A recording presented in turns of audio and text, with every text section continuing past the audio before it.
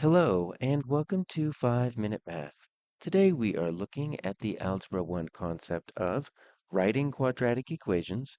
This is standard A.6B in the great state of Texas, and we are using item number 40 of the 2024 released STAAR test. If you haven't done so already, please go ahead and take a moment to pause the video, work this problem out on your own, unpause it, and we will look at our answers together. All right, so we've just got this equation here, f of x equals, and we've got this that needs to be squared, right? This x minus 3 expression needs to be squared, which looking for an equivalent expression, right? Or an equivalent equation or function here. So really the only thing we need to do is this x minus 3. So I'm just going to kind of drop this off. I'm just going to deal with the expression on the right side of the equal sign. So when I've got this 4x minus 3 squared plus 5, right? There's really two steps that I'm going to need to deal with, right? So first, what I want to do is I want to deal with this exponent, okay? You would do parentheses first, but these are unlike terms. You can't subtract x minus 3 because x doesn't have a value that we know of. So when we're thinking of our PEMDAS, please excuse my dear Aunt Sally, which is the parentheses, exponent, multiplication, division, addition, subtraction. That exponent then comes next since we really can't do anything with that parentheses. And so when we have an exponent of 2, that means it's going to be that expression times itself. So x times 3, or x minus 3 times x minus 3. So now we need to use the distributive property, particularly, right, we're going to use our FOIL, the first, outside, inner, last.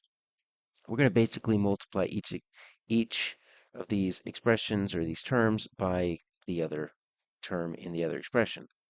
So we're going to take this x, we're going to multiply by the x, and I'm just going to ignore the 4 right now, and then the plus 5. We're not dealing with that yet. We got to deal with these parentheses. So the x times the x is going to be the x squared, and we need to multiply that x times the other term in that expression. That's going to be negative 3x. Now we need to multiply this term by both of the other terms, right? So that's going to be a negative 3x. Negative 3 times negative 3 is positive 9. We can combine these two terms. So I've got 4 and then parentheses x squared minus 6x plus 9 plus 5. Now I can finally get into this multiplication, and I need to distribute this 4, multiply it by each term in there.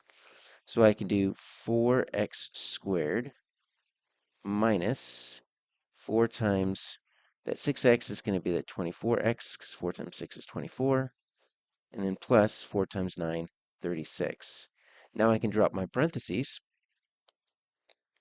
and I just have one more combination to do. I can actually combine these two like terms. The x squared needs to stay on its own, the x needs to stay on its own, but the 36 and the 5 can be combined into 41. Okay? So we see the 4x squared, the minus 24x, the plus 41. How do we know for sure we got it? Well, what we could do is we can just substitute a value for x and put them into both. So it looks like we're here, looks like we're here. But let's just put like a random number in for x, right? So let's say it's negative 7. Okay, if x equals negative 7, what do we get up here? Well, I would get f of negative 7 equals 4 times negative 7 minus 3 squared plus 5, right? So that's going to be 4 times negative 10 squared plus 5.